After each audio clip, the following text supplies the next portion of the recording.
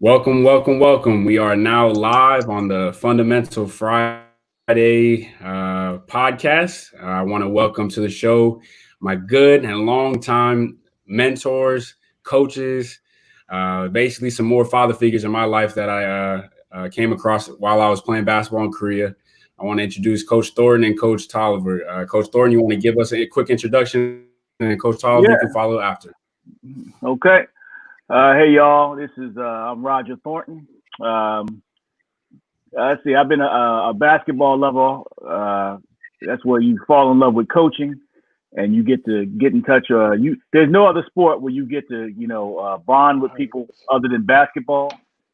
In basketball, you get to meet and teach a lot of young people. So for the last, I'd say 15 years, I've been coaching at all different levels. Air Force, intramural, uh, high school. We met Nick, and where I met James, really, and then with all the youth leagues. So it's been great. It's been an honor to keep doing it. But that's me. I lost it. Can't hear nothing. All right, Coach Tolliver, you got a quick introduction for the people? Can't hear nothing. We can hear you. We can hear you. Yeah, we can hear you. Nothing. We can hear you. We can hear you. I'm gonna pull him back in. Hold on a second.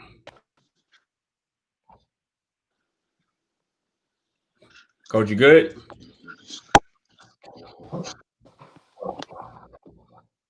on a second. We're gonna give it some time, y'all. We're gonna give it some time. Yeah, I'm gonna kick him, and then I'm gonna tell him to join the thing again. In the meantime, Coach, you want to give like a quick background on your fan bases, NFL, NBA, give the people a little background on you. Well, so I'm born and raised in Philadelphia. I live nearby there in Delaware, but I've been a faithful Sixers fan, Eagles fan all my life.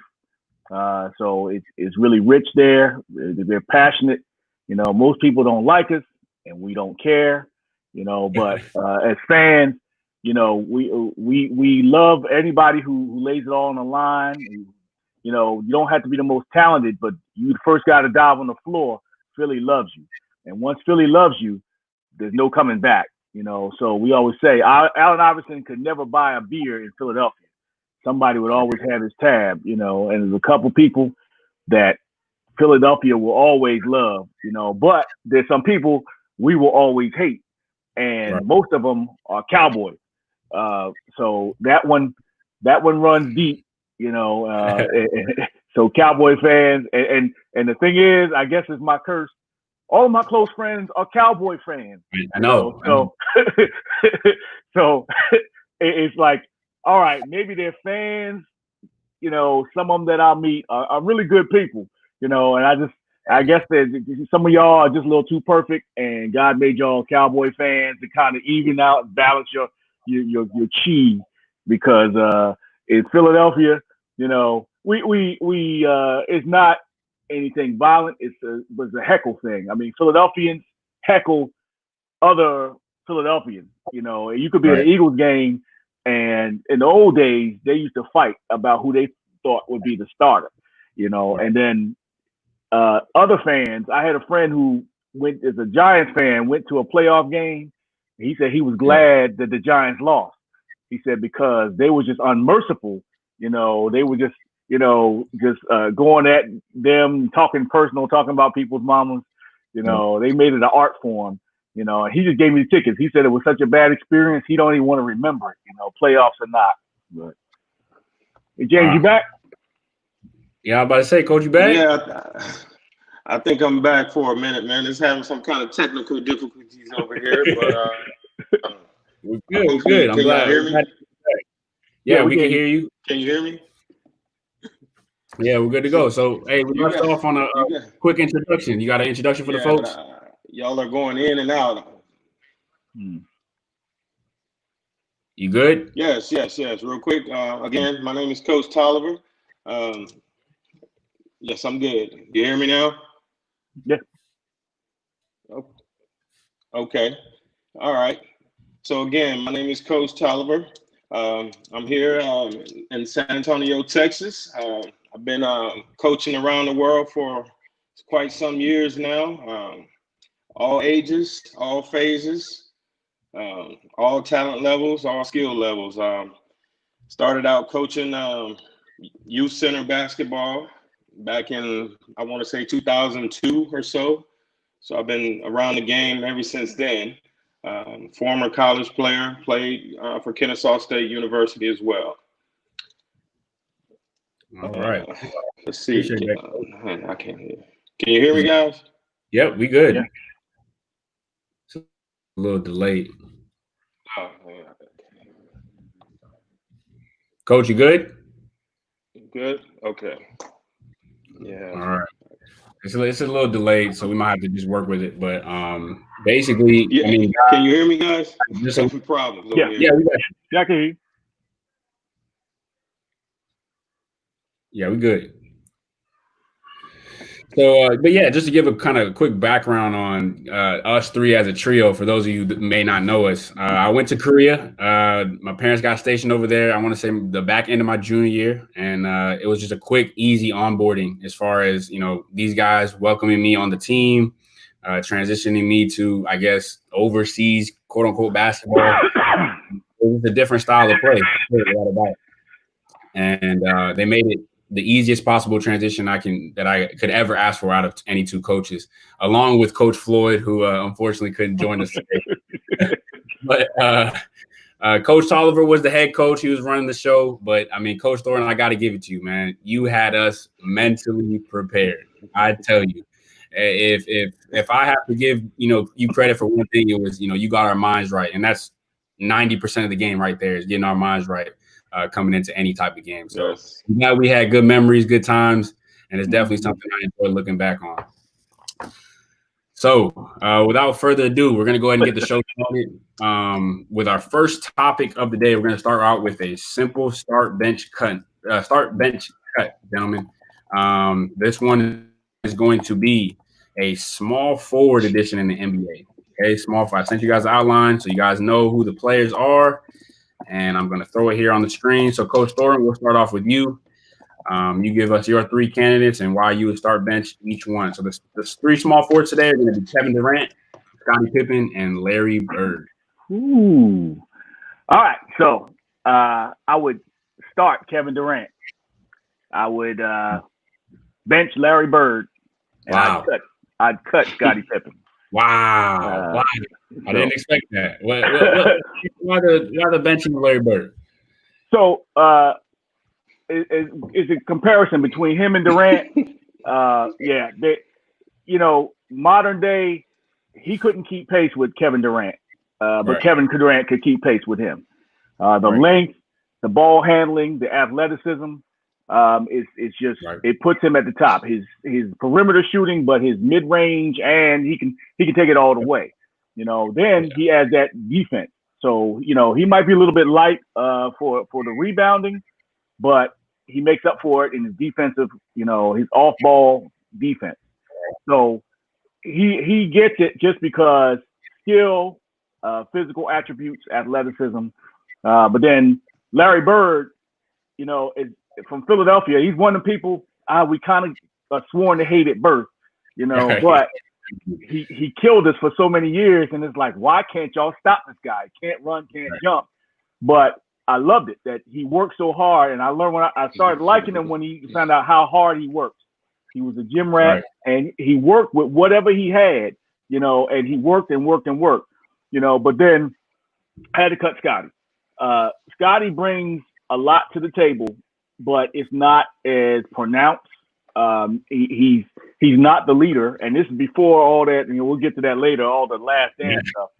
But I thought he was more of in the background. He was an add-on, and he brought a lot, but by himself, he does not change the whole floor. He might dominate his matchup. He might score a little bit here and there. His scoring, I don't think, is as purposeful as the other two. But I think he brings up the rear as far as those three. And that's good company to be in. So. For sure, without a doubt. Well, I appreciate your input on that. I definitely didn't expect that. I definitely expected Larry. I thought Larry was gone. I thought Larry was out of there, just because of that Philly hatred. But yeah, that's a good three. I definitely like your I had takes to on be that. objective. I got to be objective with it. Yeah, I know. Coach Oliver, what you got for us?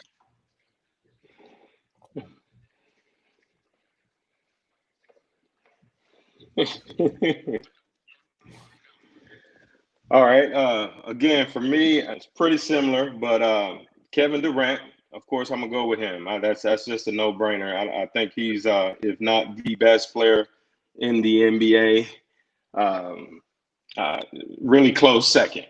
Oh, yeah. But I will start him. I'm actually going to bench.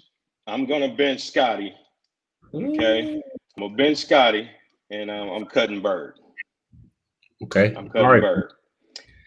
I'm cutting Bird, and the reason I say that is because, for one, Bird, I don't think in today's game he's a liability. He's a liability. He'll be a liability on defense. I don't think he can keep up with these guys. Pure shooter, but I think he lacks defensively the skill set. Scotty, again, we'll get back to that last dance thing, but to me, he doesn't have that killer instinct. I don't think he can actually lead a team. MJ was the man there, but I don't think he could actually fulfill that role and be that leader. So that's who I'm gonna have to go with. I like it, Coach. I like it. I like the disagreement already. That means that we're gonna have a great episode. We're gonna have a great episode. So, I mean, for me, from my standpoint, I'm gonna have to go all the way with Coach Thornton. I think I'm going to start Kevin Durant. I think we went 3 for 3 on that. I'm benching Larry Bird, and I'm going to cut Scottie Pippen simply based on the fact that I actually got to look back on Larry Bird, and I mean, he has a killer instinct, Coach. He has it. I've seen it. He went against Magic. He went against the Jordan Bulls, Isaiah Thomas and the Bad Boys, and he had that dog in him. I saw it. But I mean, I just have to go back to what Coach Thornton said. I don't think Scotty can lead a team the way that most people thought he could have back in the day. And just off that simple fact, I have to bench Larry Bird and cut Scottie Pippen. But great inputs, guys. I appreciate that. And we're going to go ahead and get into our next section. So now we're going to get into our news section. So for the first topic of our news section, we're going to jump into 2 prominent sports returning. We have soccer over in Europe, and we have NHL here in the United States. Now, obviously, we don't want to dive into the schematics or what this means for each sport, but I want you guys' input as far as the timing of this. Do you think that these sports are returning too early? Do you think that it's perfect timing? Do you think that this is going to be safe? Coach Thornton, we'll start with you. What do you think on this? Well, if they take the proper precautions, one, player safety, it's going to be a different experience when you take the fans out of it. So if the fans aren't there, it's kind of going to take some getting used to. They're talking about pumping some crowd noise in there, putting up cardboard fans, so you can get the illusion that everything is normal. And then, my fear is that there might be a reoccurrence. One player test positive and multiple players test positive. And I think, the players are taking some risks. This disease, this COVID-19 is not the flu. The flu does kill people, but the flu has never spread at this rapid pace. And this has been something, this has been life altering for a lot of people, and we have to take it slow, make sure that the precautions are taken versus just, hey, we want to make money and put these games back on, because soccer is very big in Europe. I mean, they like the way we're crazy about NFL football +2, you can go into a bar and get cut, for over some soccer teams having the wrong team affiliation. So I think we just need to be smart about it. We need to get input from those players, and if they make sure they're all comfortable with it. And, like the NBA is talking about segregating them and doing a tournament. making sure everybody's positive and kind of quarantining them while they play the games. That's one way, but it's going to take some steps, and I don't think anyone should rush and just to put the games back on, as much as I miss it. For sure. We don't have a vaccine. We don't have some type of way to cure the people that are positive, or try to prevent others from getting it. So I definitely have to agree with you on that, Coach Thornton. Coach Oliver, what do you think on these sports returning? You think it's too early? You think it's too? I mean, it's just on time. What do you got on this?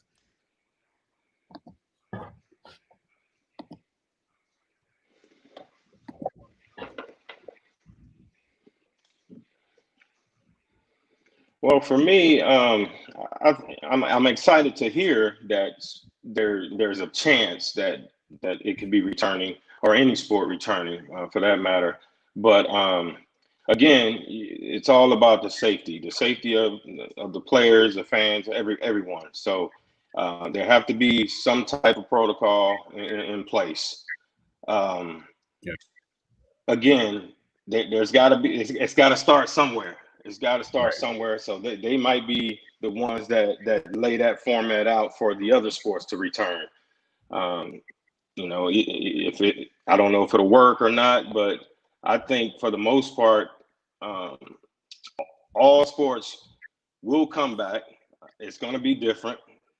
Overall, all sports is going to be different. There may be fans, there may not, but someone has to lay that formation down for all sports to kind of return back. For sure.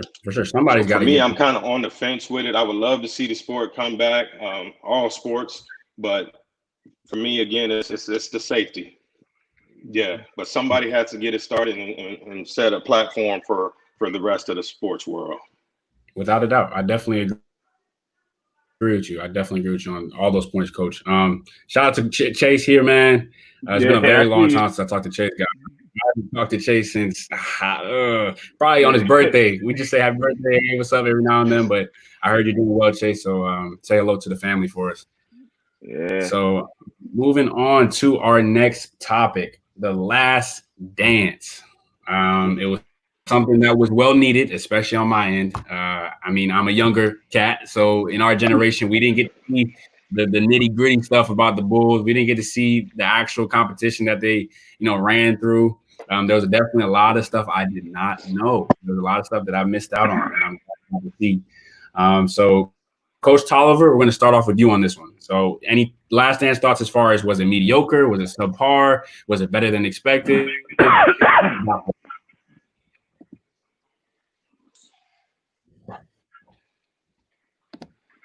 Well, for me, I loved it. It came at a great time right now, with us going through this whole COVID thing and no sports. So it actually was right on time for me. It really gave me the opportunity to sit there and watch it with my two boys and let them see how the game was played back in the day and some of the obstacles they had to overcome and things like that. Some of the footage on there, I was kind of, it was kind of skeptical because I'm, again, we didn't know all that was happening. For instance, this whole Scottie Pippen situation, I never knew that. I never knew that he was being underpaid. I never knew the part where he quit on his team. I missed all that. For some reason, I missed all that during that game. So it brought back some memories. But for the most part, I mean, I think the series was great. Overall, it was great. It was good information. Again, you got some people, they were knocking Michael Jordan about, his attitude and what he demanded and things, but that's part of it. That was part of it. That's why they were so great. That's why they had that dynasty, because of him, of how he pushed his team and made all them guys better.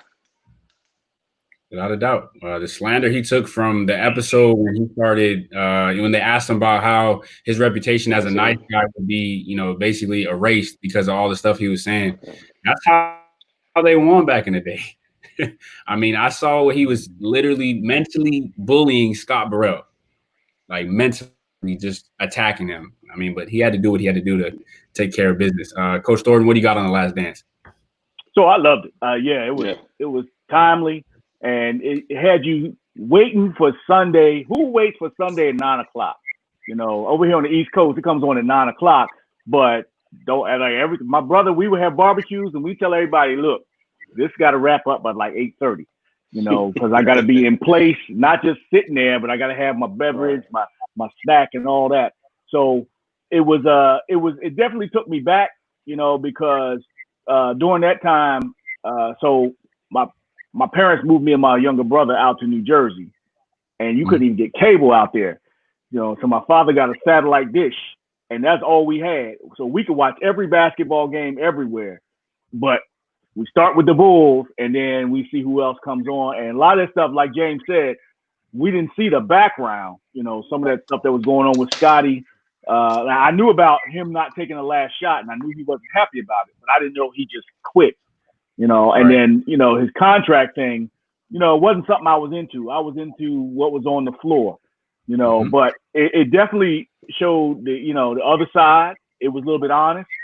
To be honest, though, it wasn't as honest as it could be, because you can't have the subject being the producer. So they're going to show you their view, their point of view. It's good to have his, but you got to have all points. And I think it was kind of filtered how much negative light was shined on Jordan, because it was rough. Some of that stuff I heard about, snatching Horace Grant food off the plane, the Jordan rules, so, but it definitely shows, like, that there was some battles, there was some team dynamics that we never would have known, because the game is over. Game's over, So I think that was probably one of the most well put together documentaries on sports, because the other ones, they're rushed at 2 hours max. Yep. So they got bam, bam, bam. It's got to go. Versus this one, they told you the story. They went and they showed you. It was all about that last season, but then they let's pop back a little bit.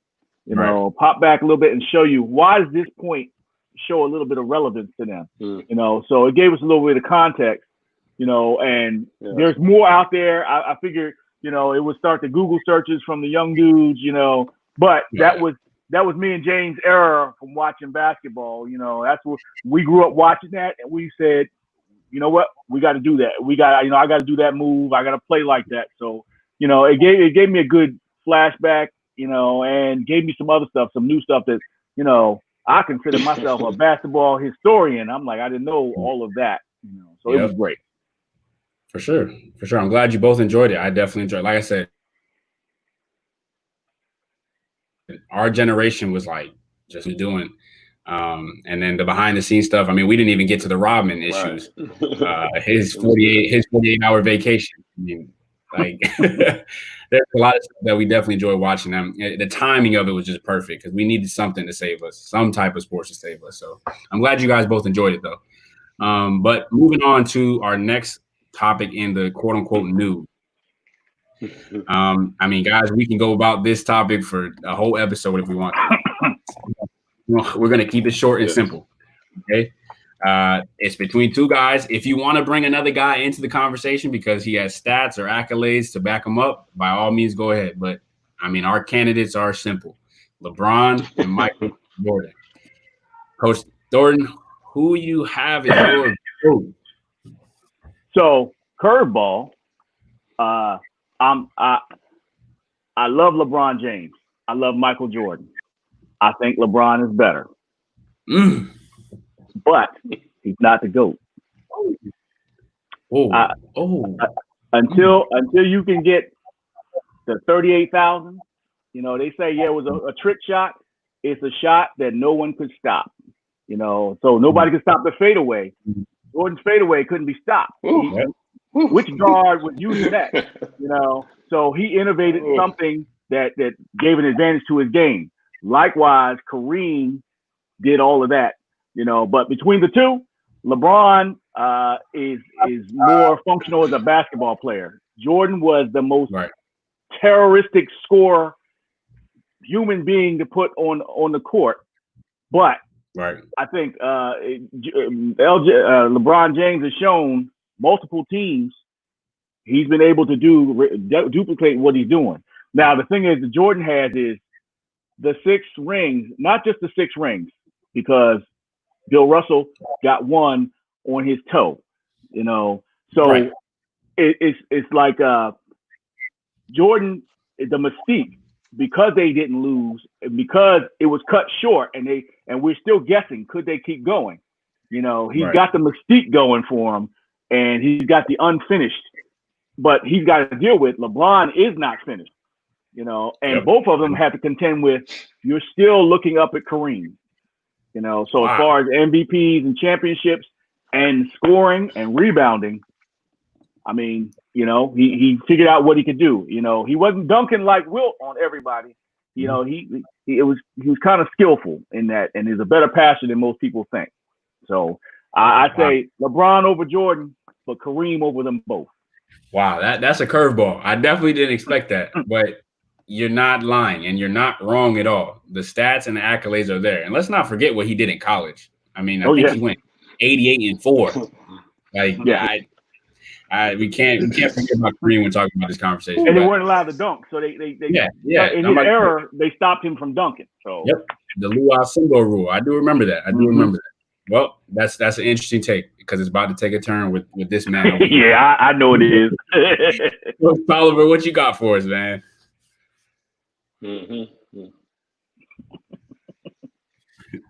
Delay kicking us. Oh man, the GOAT. The GOAT himself. Say no more, man. Say no more. MJ over LeBron all day. All day. Hey, I know you guys saw The Last Dance. Coach Thornton, I'm sure you saw the game back when Jordan put it on Utah and made that last second shot. Okay. Who do you want to have the ball last second? Come on. MJ or Bron? It's got to be MJ. It's got to be MJ. First of all, LeBron, I mean, I'm not taking none from his game. I think he's one of the most dynamic players right now today. But he can never be a Jordan. Never. Never be a Jordan. For one, he doesn't have that. He doesn't have that killer instinct. He doesn't. You don't want him to shoot the ball. That last second shot, you don't want him to shoot the ball. You know, and that's what he would do. That's what he would do. He would settle for that shot instead of doing what he does best and get to the rack. MJ, I'm telling you, is the killer. There's no way. There's just no. So I'm it sorry. might surprise you guys. It might surprise you guys about who has again, the highest. I mean, they're both great players. Go for it. Well, who has the highest percentage of game-winning shots? Might surprise you. It's not MJ. Yeah. Who has the highest percentage of game-winning shots made? Oh, out of those two? Yeah. Wait, out of those two, out of Kobe, out of LeBron? You can bring Kobe in it too. It has to be MJ over LeBron. Nope. Right? No, I don't have it in front of me, but it's LeBron. He's had quite a few, and it's definitely MJ. Everybody overlooks his beast mode moments, like one coming back from 3-1. Yeah, it's LeBron. I'll try and look it up, but everybody overlooks his beast mode moments, you know, because the hate for LeBron clouds so many people, you know. So the crowd is against him, you know. Even when he turns water into wine, they're like, "Hey, Jordan would have brought his own bottles of wine. He wouldn't have had to turn the water into wine." You know, it's kind of the argument, you know. And people try to see, I'm a Jordan fan, you know, but they always talk about. I'm talking about the right play. So sometimes the shot ain't there, you know, and you make that right pass. That's the team, you know. That's what we always wanted. We wanted somebody the game-winning shot, the best shot, you know. So I don't know. Jordan's got the killer instinct, but don't underestimate he has more killer instinct than LeBron. Mm-hmm. LeBron does have it. You don't come back from 3-1, unless that's in your DNA. Right. No doubt. Coach, what you got on that?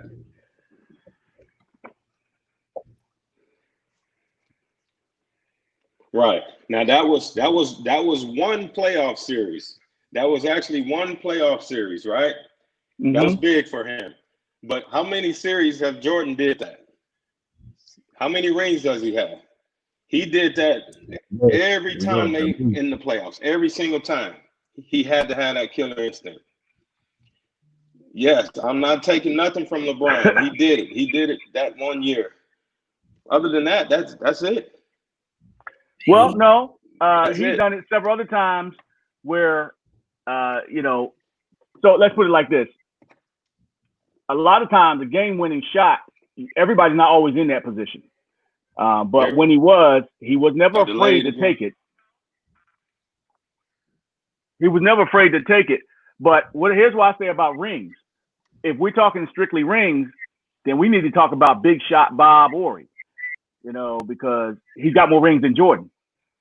He was an integral part of those teams. He didn't lead them, but he was there and he picked up some rings, So I think the ring conversation kind of is just a fallback for everybody, because that means if it's rings, y'all got to holler at Bill Russell. 3 different teams. Yeah. But that says something. If you could do it with, 3 different teams, that's saying something. But I think he has something that can't be duplicated. Everybody's trying, but you got to remember, who was his competition? Who was Jordan matched up with? Hornacek. Hornacek. So the Jordan factor was this. There was no such thing as a 6'6" guard before he came in. And ever since then, Hornacek? Yeah. So ever since then, there was no such thing as everybody's been you can't be a shooting guard unless you're 6'6" and athletic. So Jordan broke the mold there. Dr. J was 6'6", 6'7". He was a forward. So Jordan came in with a different set of skills for a big man. He was ahead of his time. He was sort of like Wilt and Kareem. It was different, kind of hard to judge. Whereas everybody, LeBron faces is 6'8", got long arms, got handles, got 3-point. Don't forget about Magic. Yeah, Magic. Magic was before his time, but he was about Magic. No, that's my man. But he was Jordan was more athletic than Magic. Magic could not guard him. And he had trouble with Magic. So I think the ring situation is a little bit overblown.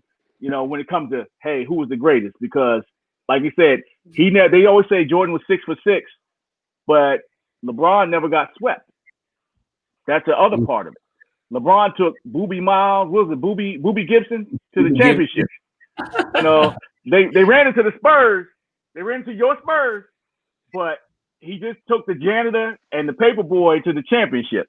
So I think some credit for that. And he was young.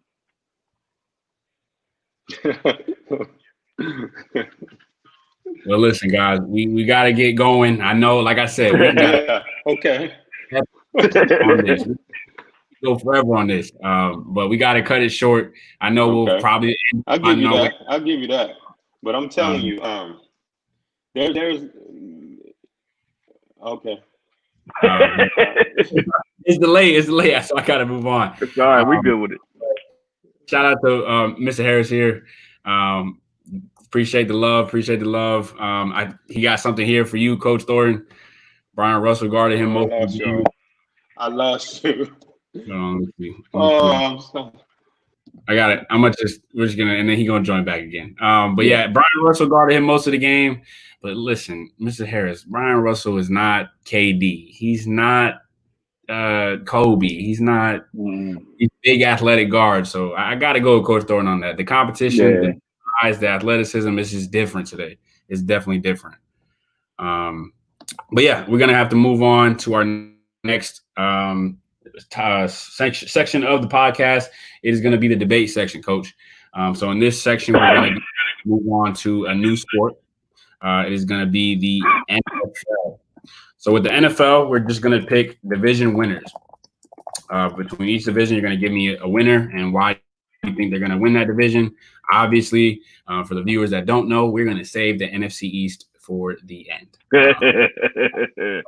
Without further ado, let's go ahead and get this thing started with the first division, which is going to be the NFC West. In the NFC West, we have the Seattle Seahawks, the San Francisco 49ers, the Arizona Cardinals, and I'm pretty sure I'm trying to think of the last one. The Seahawks. The Seahawks, the 49ers, the Cardinals. Oh, my God, I'm blanking out. Wow. I'm blanking out. Yeah. Anyways, yeah, go ahead, Coach Thornton. We'll start off with you. Go ahead and give me your division win from the NFC West. So the Seahawks. The Seahawks got Seahawks, 49ers. Who's the other one? Cardinals. Cardinals is one more. Where am I missing? Which one are we missing? I want to say it is the Who are we missing, James? The Rams, the Los Angeles Rams. Yeah. It's still the Seahawks. I mean, the other one. Seahawks, Niners, Cardinals, and Rams.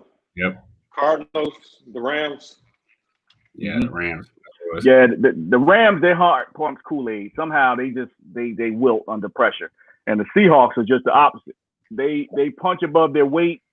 Russell Wilson, quietly without any hoopla, he just kills you. Whether he run for it or he throw for it, but he's the guy. So I got the Seahawks kind of easy. I mean, the 49ers is going to have a hangover, I think. They're going to underachieve. That happens. When people get, blasted in the Super Bowl, they usually kind of take a stutter step in the next season. So I go with the Seahawks. Okay. That's an interesting take. I definitely thought you would have gone 49ers because defense wins championships, but the hangover effect, that's interesting. Mm-hmm. That's interesting. What you got, Coach Tolliver?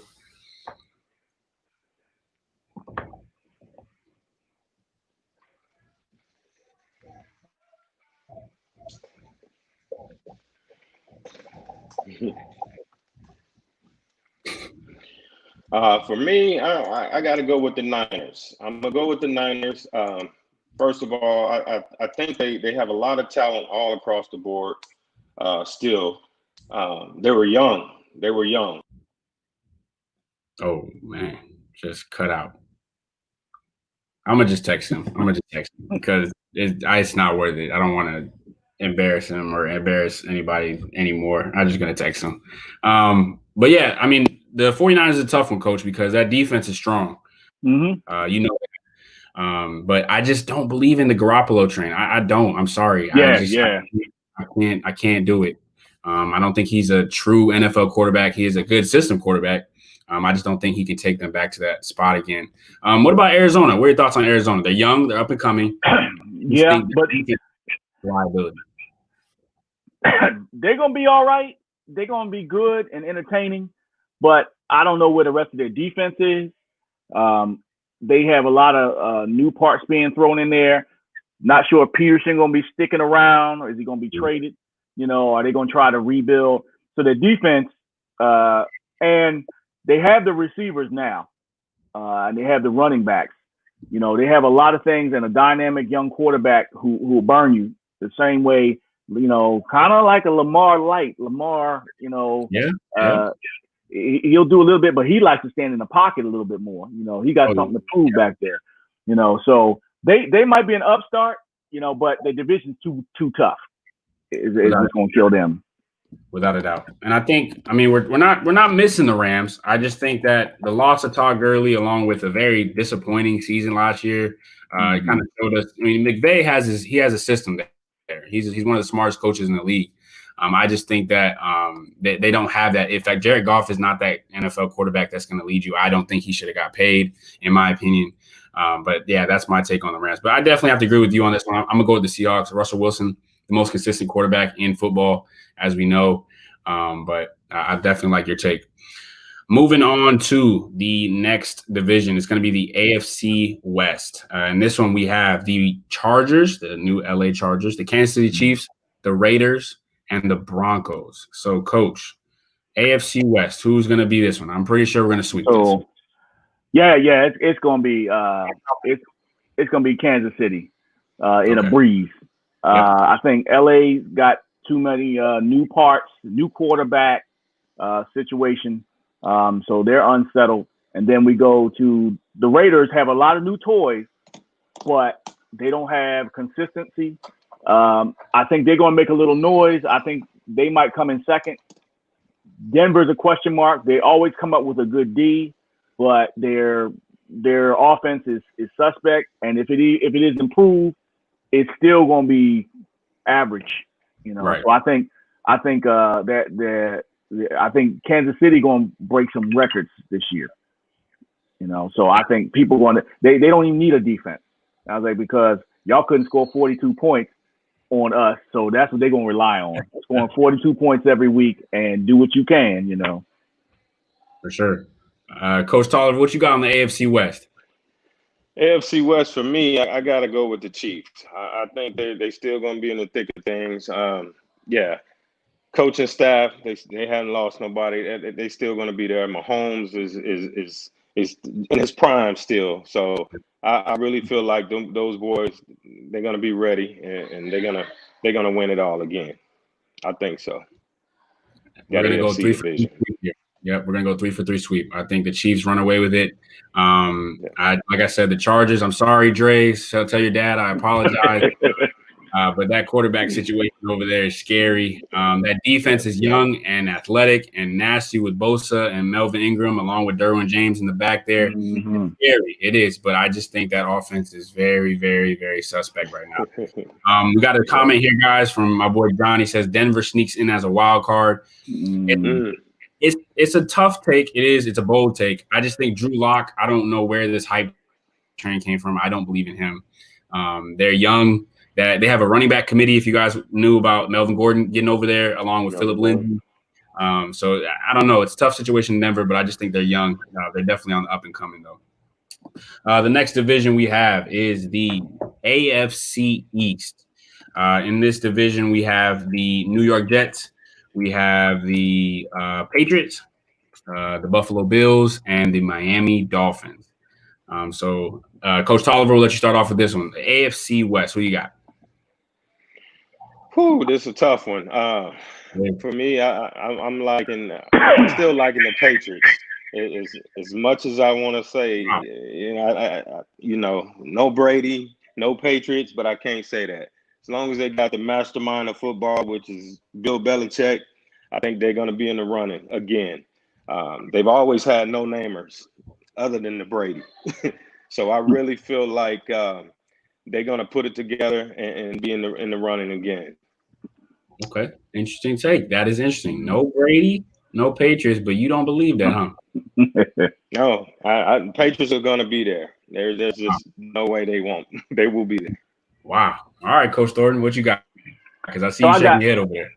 I got the Bill. I got the Patriots making a wild card, but the Bills taking the division. Wow. Their defense is brutal, and they can stop anybody. They're building a run game. They always try to build a nice run game, and then their quarterback, he's improving enough that you have to respect his arm. He's got a deep arm. He just ain't accurate, but their accuracy kind of came together last year.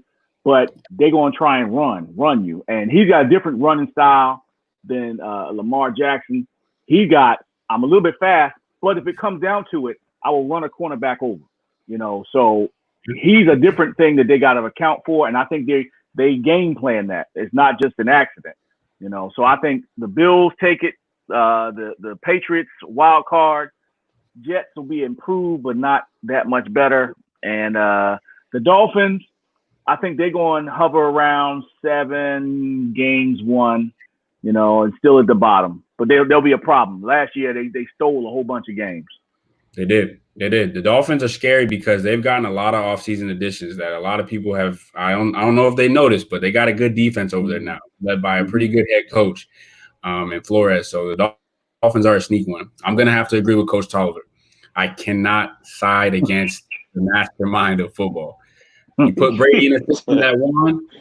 Kraft up there is doing some type of Houdini type of craft with players, so I can't agree with the Patriots here. But I do like the Bills pick. I think the Bills defense is very elite, and I think Josh Allen is up and coming. He's up and coming when it comes to the quarterback. Yeah, but Dracula got died someday.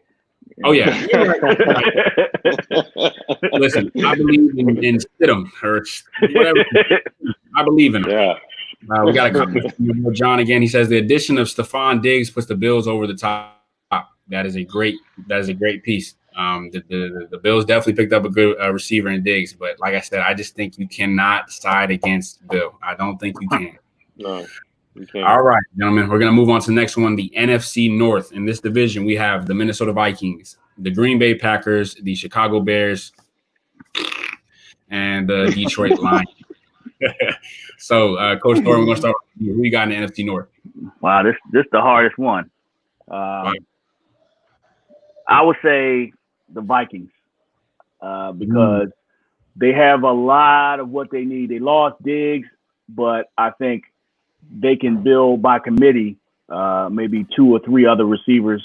And then the way they drafted. The draft was interesting. A couple of them they stepped on my toes a little bit on some of their draft picks. So Thielen is one of them cats that just catches first downs. You know, he's not going, no deep threat, but they got some deep threats on the squad. The Packers, I don't know, they'll be a close second if they have a chance to take them. I think they done made Aaron Rodgers mad, so he always goes, he plays better with a chip on his shoulder. So you never know how in that division it could be. Chicago, their offense, so they're unsettled at quarterback, and their quarterback, but they brought in Nick Foles. I make sure I didn't use that other name, but he the guy with those tools around him, he could do well. Nick Foles has an arm, he's cool, and he makes people want to die for him, his teammates. So if he gets in there, that changes things. But if they keep the starting quarterback, they're not going to win anything. The Lions are going to be the Lions. Lions going Lions. They gave away their best cornerback. I ain't mad at them, but they gave away big play. So I think the Vikings going to come out on top. I like it. I like it a lot. Coach Tolliver, what you got? Oh, well, I think it's a toss-up. It's going to be a toss-up, I think, either with the Bears or the Vikings. But I think I'm going to have to side with the Vikings more so. I think that the Bears they're too inconsistent. The quarterback at the quarterback play, I don't know if Nick Foles is going to come in there and save them. Again, and they gave up too much. They didn't gave up way too much. But no, as far as the Vikings goes, I think the Vikings will be even better. I mean, Dalvin Cook, remember, he's still young. That boy can run the ball. So I'm looking at him to have a breakout season. I wish he could have came over there to my Cowboys. That's how good he is. But no, I seriously think the Vikings will step it up and Okay, I like it. I like the Vikings pick. I'm going to have to agree with you guys 100%. We're going to go 3 for 3 here. It was tough, though, because the Packers, you can't side against Aaron Rodgers because he's Mr. Magic himself. He's going to make plays happen. But I just think, like you said, Coach Thornton, they made him upset. I think that offensive line cannot protect him any longer. And that defense is, they're suspect when it comes to their pass defense, at least. But we got some comments here for you guys. I know it's going to be interesting. Bear down. Come on, Harry.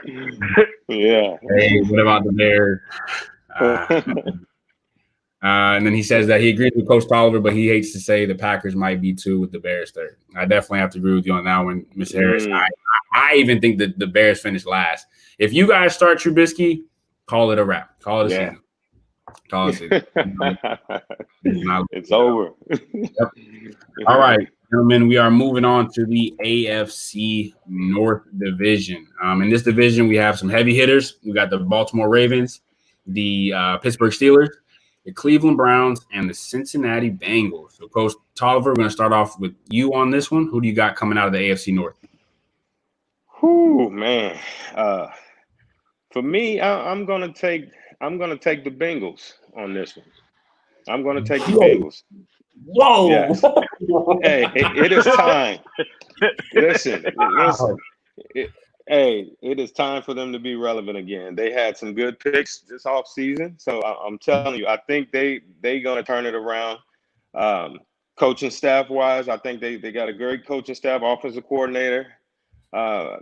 Yeah, for me, it's got to be them. It's time for them to turn it around. I mean, my only question is, do you not believe in the Lamar train anymore?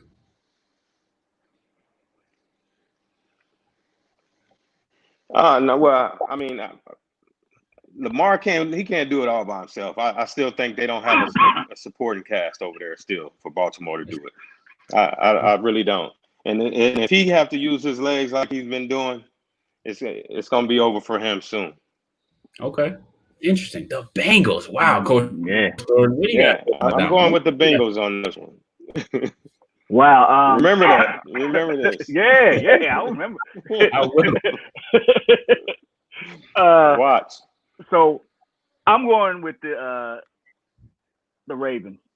The Ravens are probably one of the most well-rounded teams in football. They got the best secondary, period. You know, they have three devastating cornerbacks and two great safeties. Well, one great safety and one pretty good safety. They are always aggressive. Their defense is always up there. And their defense has not tapered off. But their offense, remember how many points they scored during the season, you know, and that's one of those was what? Through the air. Lamar purposely didn't run. That was the game when he said, not bad for a running back. You know, Marquise Brown, Hollywood Brown, Mr. Hollywood Brown. It's going to be in second year. He's going to know a lot more. And the guy's got speed that people just don't know about. When him and Lamar get it clicking, they're going to be great. Remember, they had three tight ends. Lamar was working those tight ends. And then Ingram's still there, and they're going to have a run game. Baltimore, the city of Baltimore, going to demand a run game always. You know, the Bengals ain't going to have enough around their quarterback. You know, they have some receivers out there now. They are, but I think they're going to have some trade bait out there. I think they have some other things they have to fill.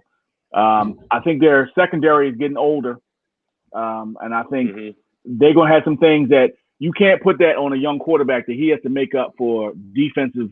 You know, it's kind of the game is, you know, yin and yang, and they ain't bringing no yang, you know. So I think it's going to be tough on him.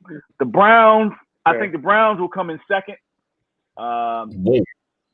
because they have a pretty good team.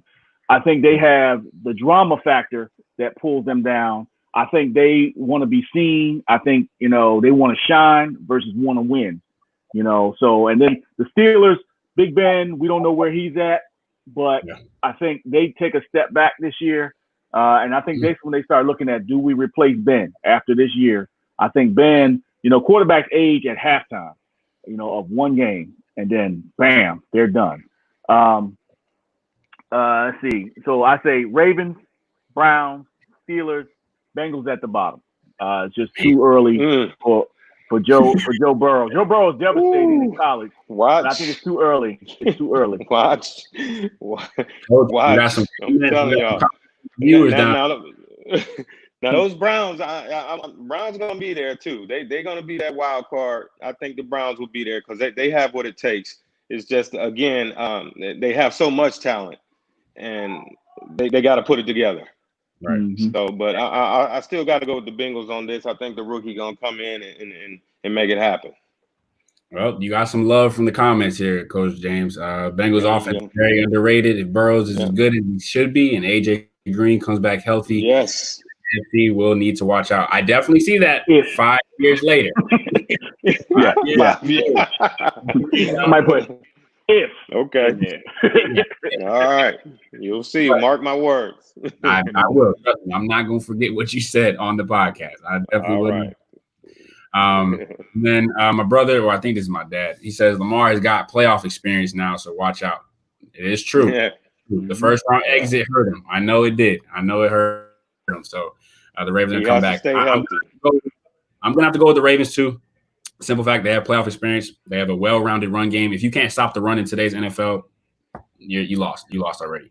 And then the defense, like Coach Thornton says, consistent. I think Cleveland has a good squad. The coaching just has to get that talent all put together. Right. The Steelers have a great head coach. Mike Tomlin, he's one of the best ever to coach at that level. So I think they're always going to be there. And then, of course, the Bengals, they're underrated. Yes, Coach Tolliver, they are underrated. They're very underrated. But they're not there yet. They're not there yet. Okay. Not there yet. But I appreciate the take. I appreciate it. That's what Burrow going to put him over. Burrow going to put him over the top. All right. Look, I'm going to hold you to that. All right. Moving on to the NFC South division. And this one, we got some heavy hitters, especially with this up-and-coming team that just acquired a so-called Tom Brady. So we got, obviously, the Buccaneers, the Falcons, the Saints, and then the Carolina Panthers. So, Coach Thornton, I'm going to let you start off with this one. Who you got in the NFC South? So, I think it's still the Saints. They know how to win. They will not lose at home. They have continuity. They got their thing down, and they just add small pieces to keep it going. Mm-hmm. I think Drew Brees still has something in the tank, lost something on the arm, but then so did Tom Brady. I think the Buccaneers come in second. I'm not sure if that's enough to make the playoffs, but I think, like so many other divisions, they're going to beat each other up. But I think the Saints, the Bucks, then the Falcons, Panthers are kind of quietly rebuilding. But I think that's the kind of division that they all get. The one at the bottom steals one from somebody at the top, Yep. So, but I think the Saints with their home field, they won't lose at home. I can't say that for the others, but they still have their stuff. And Tom Brady's got to get used. He's got that chemistry. He's got to build it with them new toys, So they have one element he didn't have, or an element that's missing is Belichick and his the coordinator. They had something going that it took them a while to get into that, to get to that level. He don't have that kind of time, to do it this season. So, okay, interesting takes. I'm gonna save my last, but Coach Oliver, go ahead. Well, I gotta agree with you, Coach Thornton. Who that nation? I don't see them dropping off anytime soon. As long as Breeze is still relevant, they always had a receiving core, and they coaching staff with the head coach. What is his name? Peyton. Yeah, Peyton. There's a no-brainer, man. That they just have a system, and what they do, like you said, they add pieces here and there just to keep their offense or defense, keep them relevant, man. That team will be there. So they're my first. Yeah, and again, I'm gonna say Tampa Bay is gonna be in the mix just because of Brady. Because of Brady, I think again that guy, he just had that winning killer instinct, and you put him. I mean, he's gonna make that team better. And everybody who doesn't want to play with Brady. And then now he got his tight end. He got his tight end back with him. So I think it's going to be interesting. But I think they'll be second. So I'm gonna have to go with those for my top two. Okay. I like it. I'm gonna be the one that's the odd man out. I'm going the Atlanta. No. I know. Listen, I know Atlanta's there. I know Atlanta's my dad, and I got but Atlanta's not there, especially their defense. It's very suspect. I'm gonna go with the Buccaneers here. I think Tom Brady takes over that offense. Let's not forget they have probably two of the top 5 receivers in the game right now. Mike Evans is a dog. Yeah, Mike Evans. Chris Godwin is going to be that new Wes Welker, in my opinion.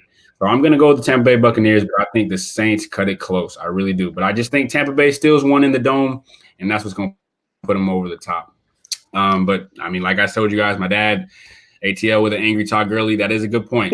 What you guys got on Atlanta? Do you guys think Atlanta has it in them, or do you guys think they don't have enough?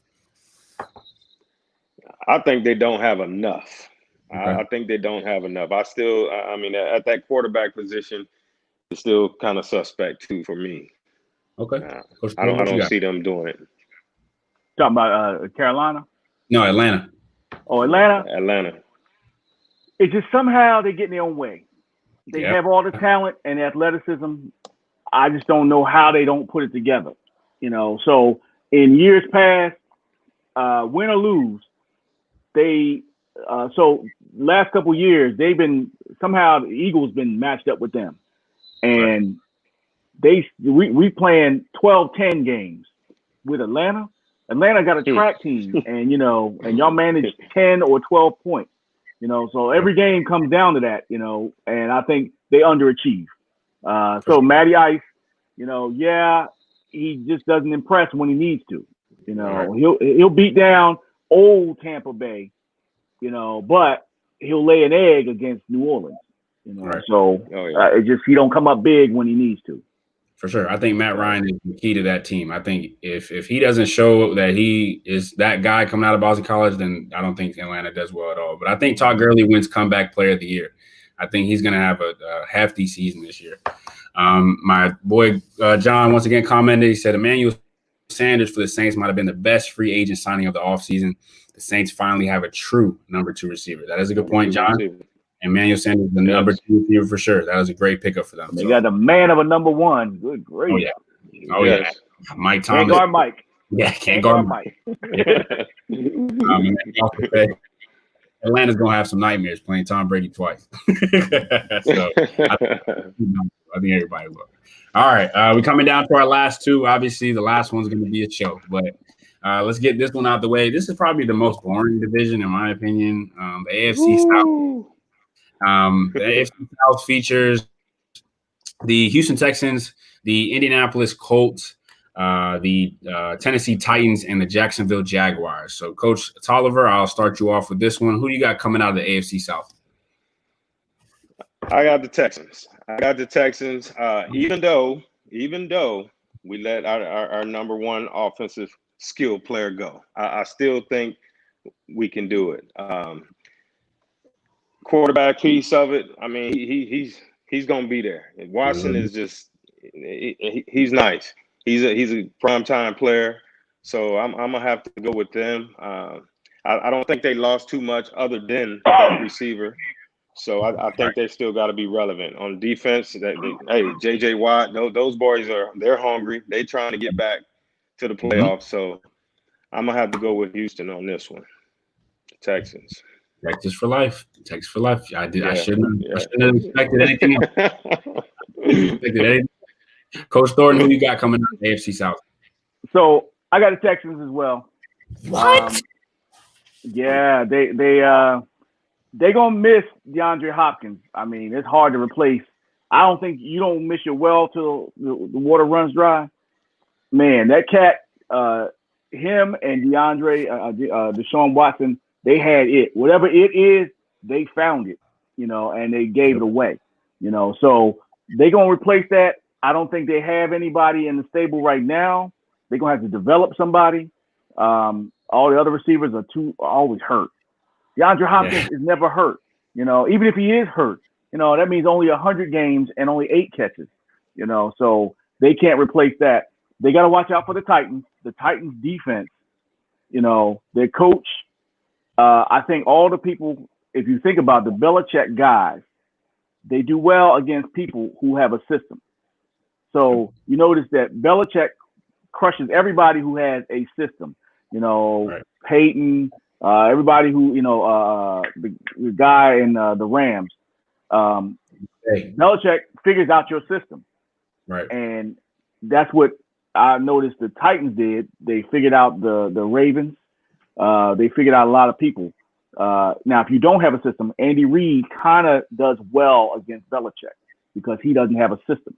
Right. So I would say we start with the Texans, the Titans, because of their defense and run game. I'm not afraid of them. Their passing game, that's what pulls them back. The Colts, you gotta. It's kind of hard to know where they are. They have some pieces, but I don't feel them. The Jaguars are going to regret Minshew. I think Minshew is going to be a huge bust this year. You can catch fire. It's like Jeremy Lin, Linsanity. That until somebody said, "Hold up," no, and they shut him down. And he's been a journeyman ever since. Minshew, the same thing. He's gonna be a backup quarterback for the rest of his career after this year. Wow. I'm right there with you on the Minshew. I don't think the Jaguars and him are going to do well at all. I'm going to have to disagree with the both of you on the Texans, though. I'm going to have to. Tennessee has a grown man back there. I hope y'all know that. I hope y'all know they have a grown man in the back there. You cannot stop a grown man. Now, listen, Tannehill sucks. Go ahead and say it right now. Tannehill got overpaid. We all know that. I just think that you give the ball to Derrick Henry 20, 30 times a game, he's going to win you the game. And because, like you said, Mike Vrabel, the coach over there, that defense is astounding. They have it made out there. And I don't think the Texans, I think because of the loss of DeAndre Hopkins, I think their offense just goes down the drain. Deshaun Watson is the truth. And Coach Tolliver, I got to give it to the Texans because Hopkins finally had a quarterback. They finally had a quarterback. I don't remember the last quarterback relevant in Houston. I think Matt Schaub. But they finally had that chemistry going, and then they just cut it. So I'm disappointed in that. So I just think they regress to probably 2 or 3 in the division. I think Tennessee takes it. All right, boys, we're getting ready for the heavy hitter. The favorite. Coach, let me go change clothes real quick. Wait.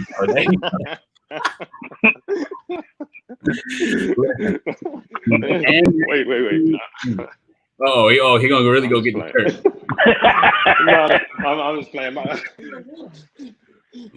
iPad going dead. Listen, when we talk about the NFC East, I already know we're gonna have 2. I'm here. We're gonna have 2 at the top. I think we both can agree, or not both. All 3 of us can agree that the Redskins and the Giants, we're not even gonna consider them. I think we can agree on that. The worst thing you could do in the NFC East is underestimate the hate.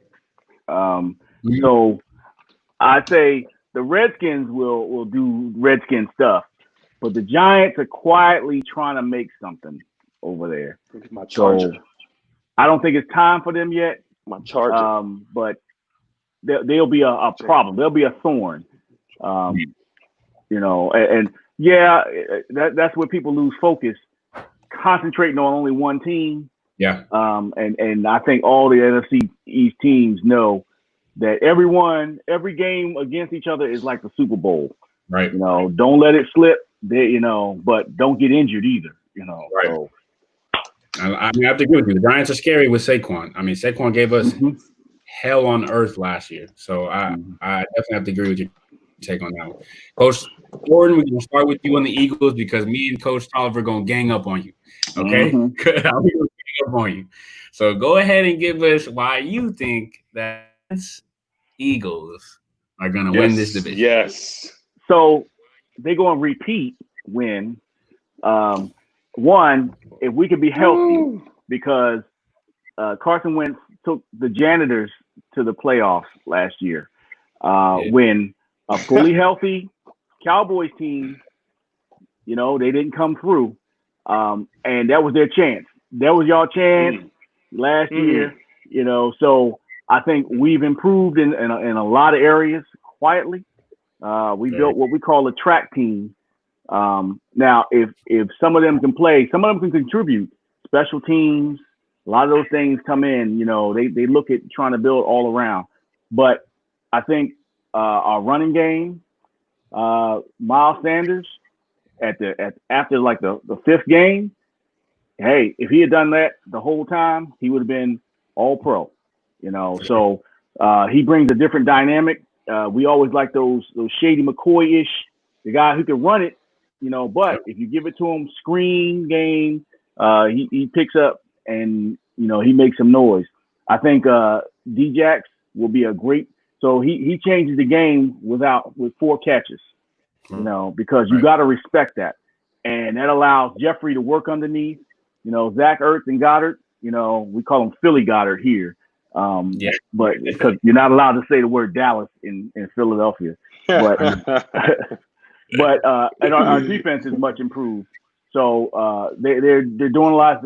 Slay adds something that half of your field just ain't usable anymore. Right. So I think we're built to contend with Dallas. Dallas had a good draft, but there's only one football, so. And I'll tell you, November comes, Dallas does it to themselves. Something internally, I think something, if they don't get Dak signed, give Dak his $50 million, please, But I think if he plays on a franchise contract, I just don't think, there's bad blood. There's going to be bad blood. You brought in a starter level backup. Yeah. Y'all got to understand me that's rough. That's rough on a younger quarterback. So it's got potential that y'all could do well. We will always be there. But somehow Dallas does it to themselves, and I think this year is building to they did it again. So listen, Coach Tolliver, I got the right side, you got the left side, okay? We're gonna gang up. All right. 1, 2, 3. 1, 2, 3, go. Hey, look, I'm gonna let you start off first. You give your input, and then I'll back second. Go ahead. Hey. Okay. I ain't gonna be too bad. But first and foremost, we gotta pay Dak. Okay. We got that. That's number one. Okay. Right. It's our year, and of course, every Cowboys fan know you have to say that it's our year. Okay, right. So it's gonna be our year. Right. But let me just tell you, we have reloaded all across the board, and we're not done yet. We might even be getting Adams from the Jets. So all across the board. Okay, our linebackers core is stacked. They're healthy, and like you said, you thought we were fully healthy and we should have did more. We really wasn't. I mean, we lost Tyron Smith, which was a big key to that offensive line. And once we lost him, Dak was done. So Zeke didn't have his year. He didn't have a year that he should have had. And I agree. Zeke, I don't know, it was from all the offseason stuff, drama or whatever. But this year, Zeke comes back and be the top NFL running back in the NFL this year. No brainer. You saw the draft. On those ends, CeeDee Lamb is going to do nothing but make us better. All right. The boy is a deep threat, and he can run that slot if you need him to. Yep. So between him and Cooper, I mean, how do you match that up? How do you match that? You can't. You can't guard both of those boys. Well, you can take Cooper on the road. No, that won't happen. But no, seriously, I think Cowboys win it all. It's our year. We have reloaded, and not to mention the coach. Come on, man. Yep. Look, the coach, our head coach that we have now, winning pedigree. Come on. I would say he needs time to gel because you guys are switching systems now, and sure. Y'all tried a little bit last year, a little bit more flavor to it, but y'all got to give him some more time. No, I think we're gonna fit right in now. That system will work for us. Now we got the pieces. We got all the pieces. Like I said, defensively, I'm not worried about nothing. I think we're stacked. I think if we stay healthy, we're ready to go on the defense, man. Yeah, it's going to get, we have to get used to this new offensive system that he's going to bring. But I think we got the pieces for it. So, Cowboys, our year, every year, all the way. Philly, you may get in with a wild card. You may. And I still don't see the Giants doing anything. So we're good. Listen, Coach Thornton, I told you he was going to be in for a long night. He's going to be in for a long night. You got some love from some family here. The EAGLE. Little brother.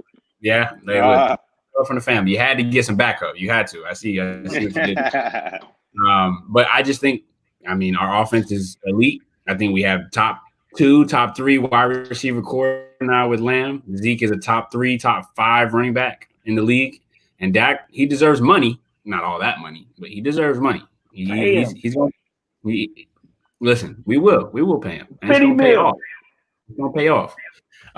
Coach, I don't know if you remember, but we got Trayvon Diggs out of Alabama, the cornerback. Yes. A playmaker on the outside. We needed help in the secondary. Yep. Clinton Dix at safety. From Chicago. Another big addition. And then, like I said, like Coach said, the linebacker core between Jalen and LVE, elite. Yes. I think Mike McCarthy puts us over the top, though. I think Mike McCarthy is the reason why we will win the division. He is a proven winner with a winning pedigree, like Coach said. And then, like John said, he has something to prove. A lot of people think that Aaron Rodgers carried him to that Super Bowl. Nah, I think he's going to prove to a lot of people that he deserved that Super Bowl just as much as Aaron Rodgers did. But hey, listen, the NFC East is open. Here's the thing about the coach, though, and we all know this. So we put the same things. If everybody don't know, we when Nick's second year with us, we won the championship. Right. And we were small. We invented small ball because this was before Golden State. And we hypnotized one or two Juni. We hypnotized him, and he thought he was 6'4". Turned out he's like 5'11". Yeah. But the same stuff we used the first year didn't really work because we didn't get buy-in from all the players. A couple people graduated. Nick had all summer working with Chase and the gang, and I saw y'all in the gym playing with grown men, Yep. And y'all came back. It was different, and we was gliding. We was blowing folks out. It was Golden State before Golden State. So the same thing with Mike McCarthy. He might have to. It might take time to get buy-in. With a football team, it's harder. It's a lot more people. So I think what happens is in the tight times, that's when the new coach kind of gets the uncomfortable moments because you don't know what they're gonna call. You ain't comfortable with the calls and execution. The players may not be ready. Like, wow, we didn't know we were gonna be in this situation. Versus we've been in this situation before. This is what we normally do.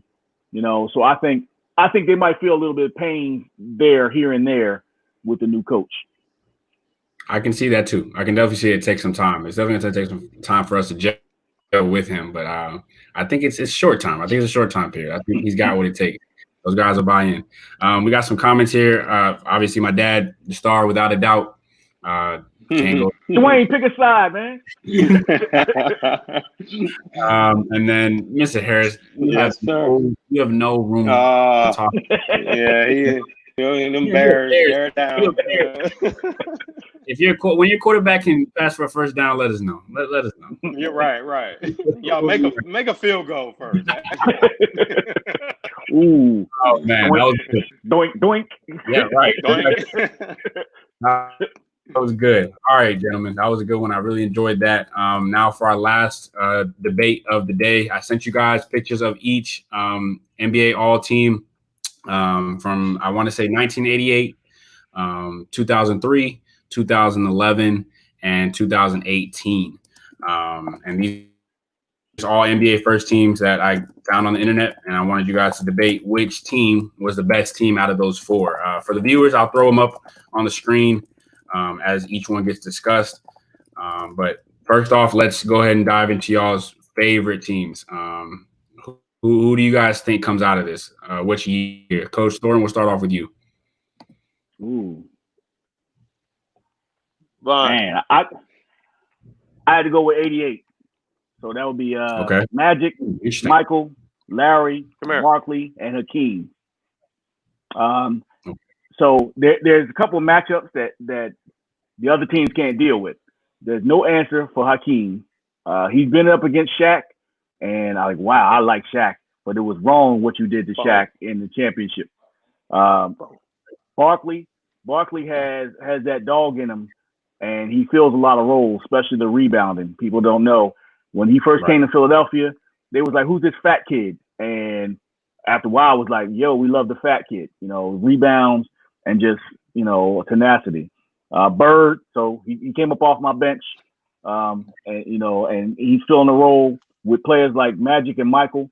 So Magic, I'd say YouTube young Magic, because that was something to see. You could score a bucket, they still gonna fast break, and with Michael, he will find Michael. Michael would do a lot more stuff. Michael never really had a point guard. So with that, they might suffer a little bit on defense, but they got Hakeem. Hakeem was a unique shot blocker. He's a soccer player, so he had cat-like reflexes, and he was an athlete. So I think I will go with 88 as my winners of the All NBA first team. Interesting. That is interesting, especially because this is before Prime Jordan. I like the takes on Magic and Bird. We're definitely going to get back to this, though, Coach. We're definitely going to get back on this. Coach Tolliver, what you got for us? Which year are you rocking with? I'm going to have to rock with 2011. 2011. Ooh. I mean, Derrick Rose, when he was in his prime, MVP, league MVP, right? Kobe, okay, the Mamba. Come on. Right. Just a hard matchup for almost anyone. And now you got King James, okay? Mm-hmm. Between him, KD, arguably the best players in the league today. I mean, there's no lineup I think that can match up with them. And then Dwight Howard in his prime, he was a beast. Okay? He was a beast. He was a Shaq-like player when he came out. So I'm gonna have to rock the 2011. I think they're the squad to beat. You know what? This might be unprecedented. Too dynamic, Austin.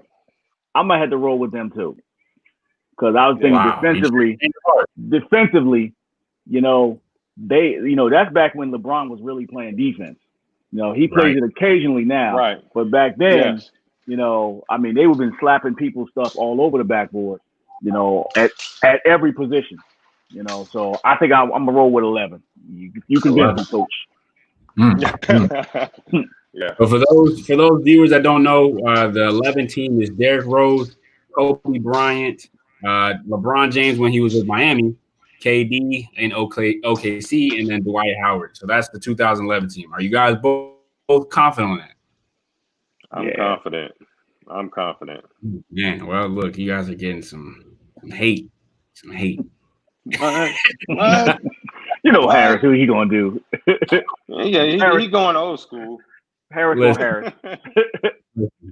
I'm gonna have to go new school-ish. I'm gonna go with 03. I think 03, you have the most dominant center to ever play in Shaq. You have Tim Duncan, arguably the greatest power forward of all time. I'm gonna get to Kevin Garnett, Kobe Bryant, Mamba, can't go against him, and then T-Mac at the 1. I think T-Mac is a 6'8" Kobe Bryant essentially. He was a demon when it came to the basketball. And then KG, while he is at the 3, I think KG is very versatile. I think he is very versatile. He was just forced into that position. I think KG in this era could turn into a small forward, power forward type of player.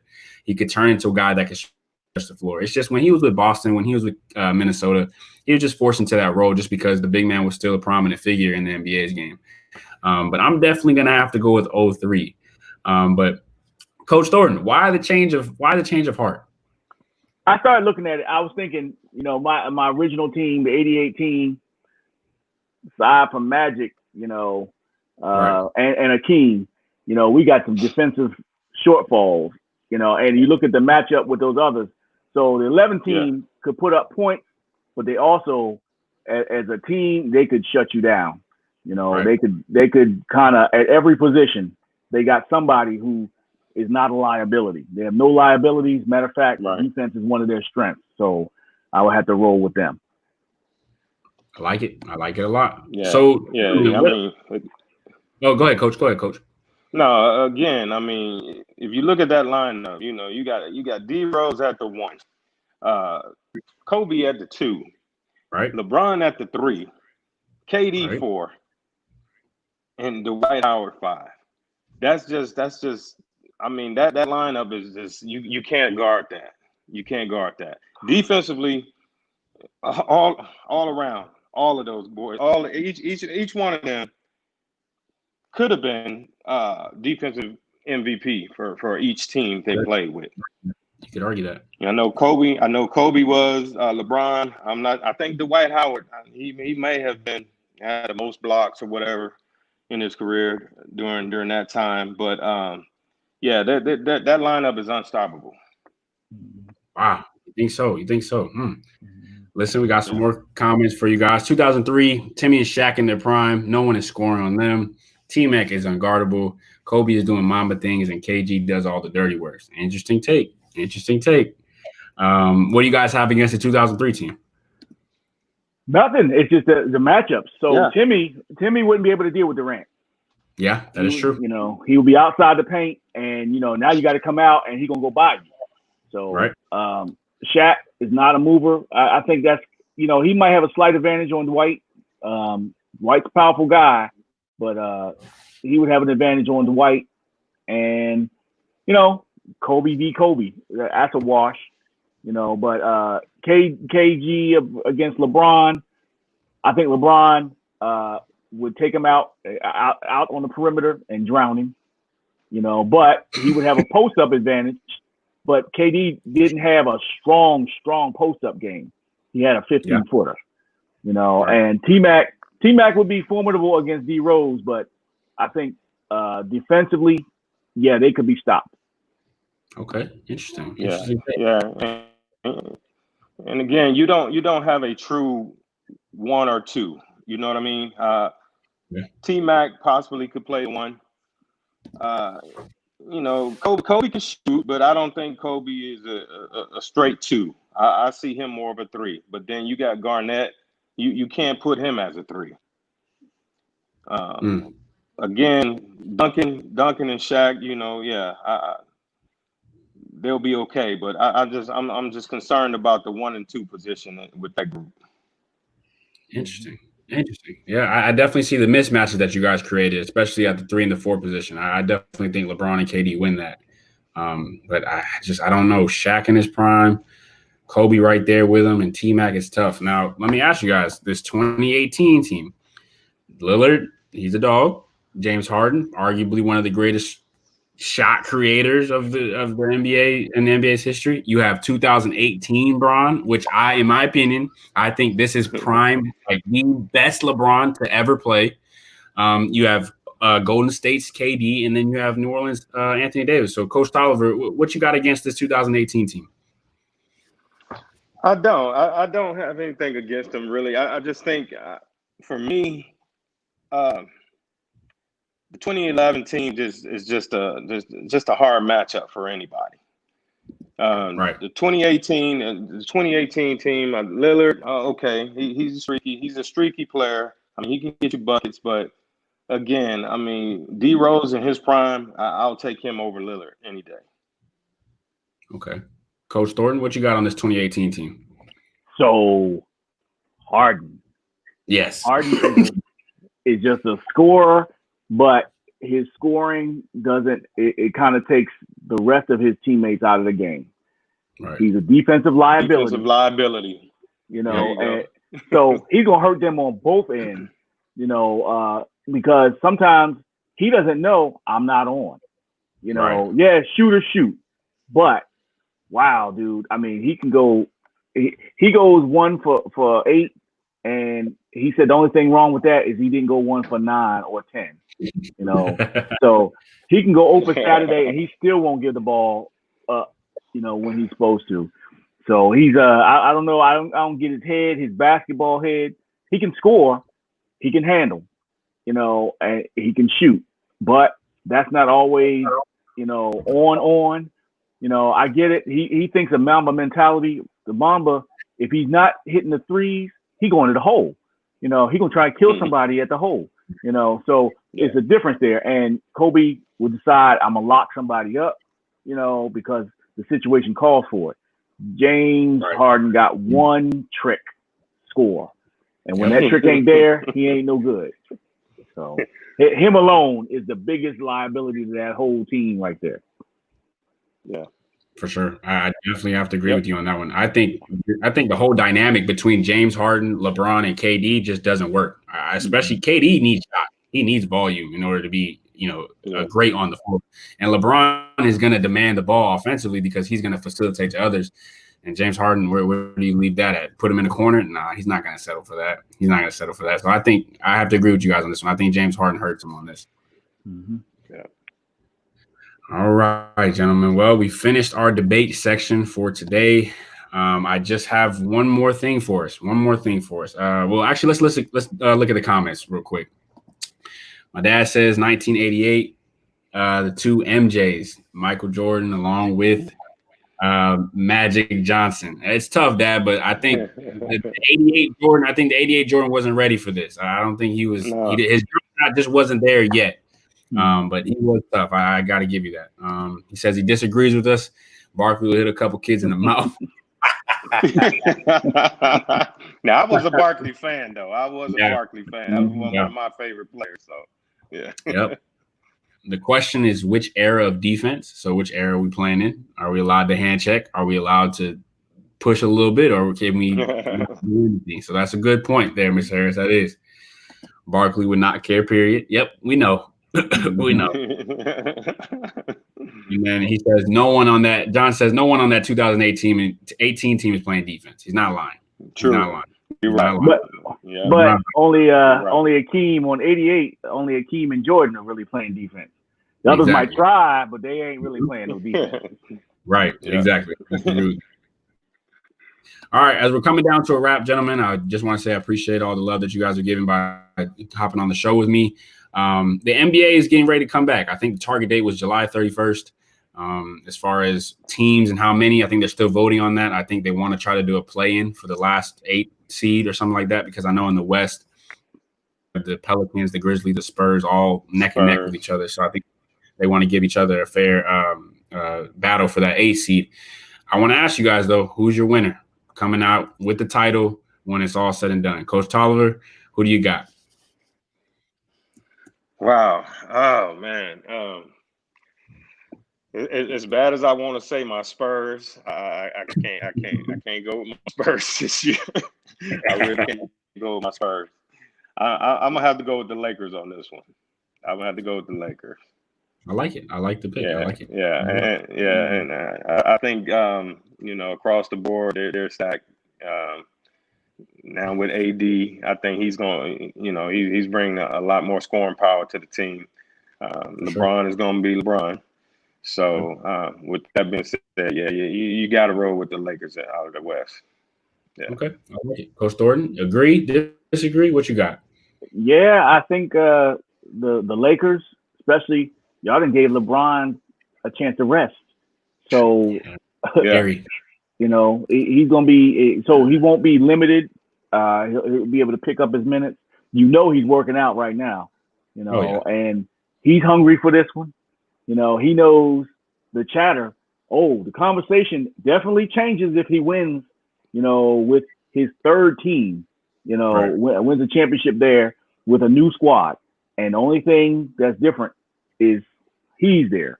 So it definitely. I think the Clippers might give him a little bit of problem, but I think at the end of the day, they don't have an answer for Anthony Davis. Right. So, if he stays healthy, he's going to be the reason why they win. Mm-hmm. I think so. All right. So now the last thing, sleeper team. So in my opinion, my sleeper team is either Boston or Miami. I think Boston has a very, very good young superstar in Jason Tatum. He's solid, and I think they're well coached by Bradley Stevens. And in Miami, I think they're just a bunch of dogs. They're guys that are going to go get it. I think Jimmy Butler is a proven leader, quote unquote. But I think they have a good group of role players. So, Coach Tolliver, who do you got as a sleeper team that might sneak up and win this thing? Yeah, I might have to agree with you on that. I think Jason Tatum is starting to blossom. Right. You know, he I think he's right now he's underrated, but he will blossom. That kid can be a LeBron like type player. I mean, Yeah. he's that good. He can inside, outside, he can do it all. So I think he made the team so much better. Now that, you know, without Kyrie, you know, demanding so much of the ball Yeah. there. So yeah, he can do his thing, and you know, they still got a great supporting cast too. So I'm gonna have to go with Boston on this one. I like it. Coach Thornton, you think of Philly, or do you believe in Ben Simmons? So I like Philly, and maybe Ben had time to work on the jumper. You know, he shoots 66% from three. You know, but I think so. They don't match up well. They match up well with Milwaukee and Boston. They got a winning record against both this season before it stopped. And Boston's weakness is they don't have a big man. Right. And they can't do anything when Embiid focuses, they can't do nothing with him. When he stops shooting all them threes, you know, his best thing shooting three is when he's like trailing, you know, like a secondary break. That's the best time when he can shoot a three. That's it. After that, dude, get back under the hoop. And he shows when he's pissed off, you know, like he kind of put in work with the Heat, you know, so he matches up well with the Heat. I went to a game and they blew the Heat out the door. I mean, really, the Heat left before I did, you know, so they're a dark horse, but they are chameleons because defensively, they're great. When they're on the defense, that means they run more and they're a big team. You know, the smallest person on their front on the starting five is 6'7". Right. So they don't match up well though with the Lakers. So or the Clippers. So it's kind of, you know, yeah, when he gets to the top, I mean, I think they do well with Boston and, believe it or not, Milwaukee. They have handled Milwaukee. They blew them out on Christmas, you know. So, but it's other ones. So they don't do well against Dallas, against the Lakers, and I don't know if they played the Clippers yet. But you know, and believe it or not, Toronto gives them, because Toronto has a big man. He don't have to score. He's just big. Yeah, you know. So, but Toronto's a sneaky team. I don't think you guys remember. Toronto is second in the East. Without and the best defense in the league. Right. They've got some dogs over there too. Nick Nurse knows what he's doing over there, coaching that team without Kawhi. So they're a sneaky team too. All right, gentlemen, we're coming to an end. Like I said, I really appreciate the love, guys. I definitely wish to see you guys again sometime soon in person. But virus, I just want you guys to stay safe, stay blessed. Tell the family we said hello. And without further ado, thank you guys for anything. Do you guys have anything for our viewers? No, y'all take care. Y'all stay in touch. And good talking with y'all. Nick, call me anytime you need me. For sure. Coach James, you got anything? Yes. Just everybody again, y'all stay blessed, stay safe. You know, don't think we out of the water yet with this COVID thing. So just keep doing the right things and be safe for, you know, you and the rest of the family. Best wishes to you all. Nick, also you, man, thanks a lot for even having us and thinking of us to put us on here. And congratulations to you also for also considered one of the all-decade players in Asia over in Korea. So big stuff, man. Big stuff. Couldn't have done without you guys. Next time we're getting Floyd on here. Remember that. Yeah. Yes, sir. You got a censor? We got to get you Coach Floyd and my dad. I'm gonna do an old head. Hey, wait! I just want y'all to know. He's moving here. He is moving here in this summer. He will be here. Him and his family will be in San Antonio. So I will. Leave you alone. Yeah, we got to get there. Yeah. All right, guys. I'll talk to you. All right. Y'all have a good night. You too. All right.